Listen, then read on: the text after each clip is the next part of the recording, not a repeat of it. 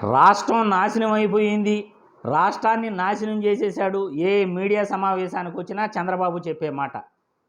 రాష్ట్రం ఏమి నాశనం అయిపోయింది, మీరు వచ్చి ఏం సంపద క్రియేట్ చేశారు, గత ప్రభుత్వం చేయలేనిది మీరు చేసింది ఏంటి, ప్రజలకు మీ ద్వారా ఏం మంచి జరిగింది, ఈ వీడియో ద్వారా నేను ప్రశ్నిస్తున్నాను చంద్రబాబు గారిని.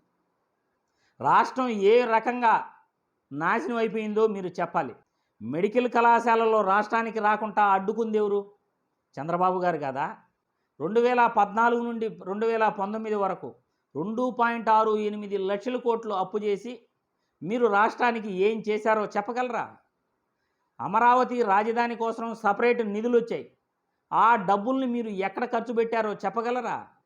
అమరావతి రాజధానిలో ఒక్క పర్మనెంట్ బిల్డింగ్ అయినా మీరు గత ప్రభుత్వంలో మీరు కట్టగలిగారా?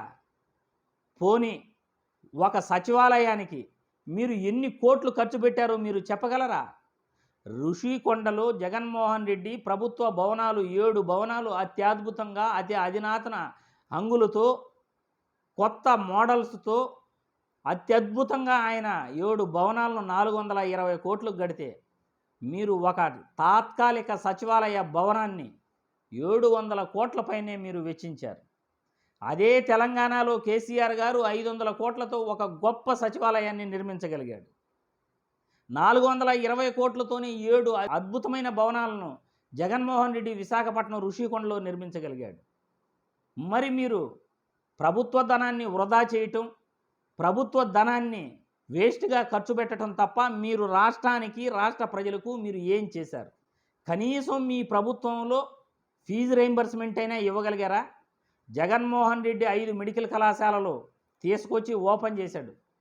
దాదాపు 750 మందికి సీట్లు వచ్చాయి. ఈ సంవత్సరం 5 ప్రభుత్వ మెడికల్ కళాశాలలు రావాల్సి ఉండగా మీరు అధికారంలోకి వచ్చిన తర్వాత వాటిని ఆపేశారు. వచ్చిన పులివెందుల మెడికల్ కళాశాల కూడా రానియకుండా వెనక్కి పంపేశారు. ఎన్నికలలో ఇచ్చిన హామీ మేరకు సెల్ఫ్ ఫైనాన్స్ సీట్లు తీసేస్తాను అని సెల్ఫ్ ఫైనాన్స్ సీట్లు కంటిన్యూ చేశారు. రావాల్సిన ఫీజు రీయింబర్స్మెంట్ బకాయిలు ఇవ్వకపోగా జూన్, సెప్టెంబర్, డిసెంబర్ నెల ఫీజు రీయింబర్స్మెంట్ బకాయిలు కూడా ఇప్పటివరకు విద్యార్థులకు పడలేదు. మరి మీరు ఎన్నికలలో ఇచ్చిన హామీలు, సూపర్ 6 హామీలు ఏమైపోయాయి?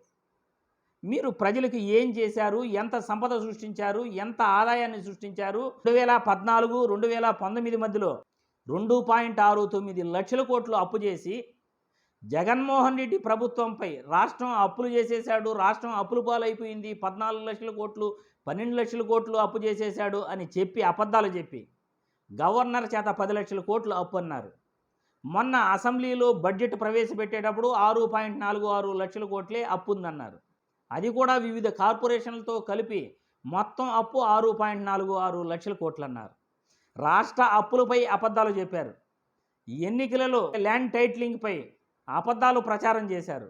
కేంద్ర ప్రభుత్వం ల్యాండ్ టైటిలింగ్ చట్టాన్ని తీసుకొస్తే మీరు అసెంబ్లీలో బిల్లు పెట్టడం ప్రజలందరికీ కూడా ఆశ్చర్యం.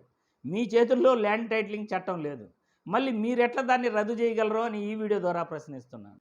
మీ సంపద మీరు సృష్టించింది లేదు, ప్రజలకు మీరు ఏమీ చేసింది లేదు, రాష్ట్రానికి ఫీజు రీయింబర్స్మెంట్ ఇచ్చింది లేదు, ప్రభుత్వ మెడికల్ కళాశాలలు తెచ్చింది లేదు, ఆరోగ్యశ్రీ మీరు తెచ్చింది కాదు, 108 మీరు తెచ్చింది కాదు, గ్రామాలలో ఉచితంగా మందులు అందించే 104ను మీరు తీసుకొచ్చింది కాదు, ఈరోజు రాష్ట్రంలో సచివాలయ వ్యవస్థ, వాలంటీర్ వ్యవస్థను మీరు తీసుకొచ్చింది కాదు, కరోనా కష్టకాలంలో 2.5 సంవత్సరం మీరు ఎటువంటి సేవలు ప్రజలకు చేయకపోగా మెడికల్ కళాశాలలో ఫీజు రీయింబర్స్మెంటు, ఆరోగ్యశ్రీ, సచివాలయాలు, రైతు భరోసా కేంద్రాలు, విలేజ్ హెల్త్ సెంటర్లు, ప్రాథమిక ఆరోగ్య కేంద్రాలు, 104 ద్వారా ఉచిత మందులు, ఓడరేవులు, ఫిషింగ్ హార్బర్లు, ఇవన్నీ రాష్ట్రానికి జగన్మోహన్ రెడ్డి తీసుకొస్తే వీటి ద్వారా ప్రజలకు మేలు జరిగితే మీ ద్వారా ఏ రకమైన మేలు పేద ప్రజలకు జరగకపోగా మీరు రాష్ట్రం నాశనం అయిపోయింది అని మీరు ఏ విధంగా చెప్పగలరు?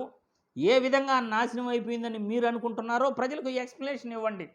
మీరు ఏం చేశారు, జగన్మోహన్ రెడ్డి ఏం చేశాడో తర్వాత మేము వివరిస్తాం ప్రజలకి. ఈ విధంగా రాష్ట్రం నాశనం అయిపోయిందని మీరు మీడియా సమావేశాలలో మాట్లాడుతూ రాష్ట్ర పరువు ప్రతిష్టలను తీసేయటం, రాష్ట్రానికి ఉన్న బ్రాండ్ ఇమేజ్ను దెబ్బతీయటం మంచిది కాదు. లడ్డూలు హిందువుల మనోభావాలు దెబ్బతినేలా జంతువుల నుండి తీసిన నూనెను వాడుతున్నారని ఒక ముఖ్యమంత్రి స్థానంలో ఉండి నిజానిజాలు తెలుసుకోకుండా అసత్య కథనాలను ప్రచారం చేశారు. పవన్ కళ్యాణ్ గారు కూడా అదేవిధంగా హిందువుల మనోభావాలను రెచ్చగొట్టే విధంగా ఆయన మాట్లాడటం జరిగింది. ఇదంతా తప్పు కాదా? వరద బాధితులకు సాయం అందించకపోగా 23 కోట్లు అగ్గిపెట్టెలకు కొవ్వొత్తులకు ఖర్చు పెట్టారు. ప్రతిదీ కూడా డైవర్షన్ పాలిటిక్స్ చేస్తూ ఎన్నికల హామీని ప్రజలు మర్చిపోయేందుకు, ఎన్నికల హామీలను ప్రజలు అడుగుతారేమోనని ప్రజల మనసులను డైవర్ట్ చేసేందుకు ప్రతిదీ కూడా రాజకీయం చేస్తూ ప్రతి 15 రోజులకు ఒక్కొక్క కొత్త వివాదాన్ని వైసీపీ ప్రభుత్వంపై నెట్టేస్తూ కాకినాడ సెజ్ భూముల గురించి, కాకినాడ పోర్టులో బియ్యం తరలి వెళ్తుందని అసత్య కథనాలు ప్రకటించారు. మీరు అధికారంలో ఉండగా కాకినాడ పోర్టులో గత 6 నెలల నుండి ఇంకెవరైనా వేరే పార్టీ ఏదైనా, ప్రతిపక్ష పార్టీ ఏదైనా కానీ బియ్యం తరలించగలదా?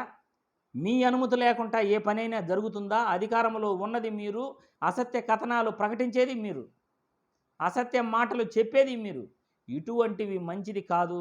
రాష్ట్ర ప్రభుత్వాన్ని పరిపాలిస్తున్న వారు మీరు. రాష్ట్రం యొక్క పరువు తీయద్దండి, రాష్ట్రానికి ఉన్న బ్రాండ్ ఇమేజ్ను తీసేయకండి అని ఈ వీడియో ద్వారా చంద్రబాబు గారికి, పవన్ కళ్యాణ్ గారికి సూచిస్తున్నాను.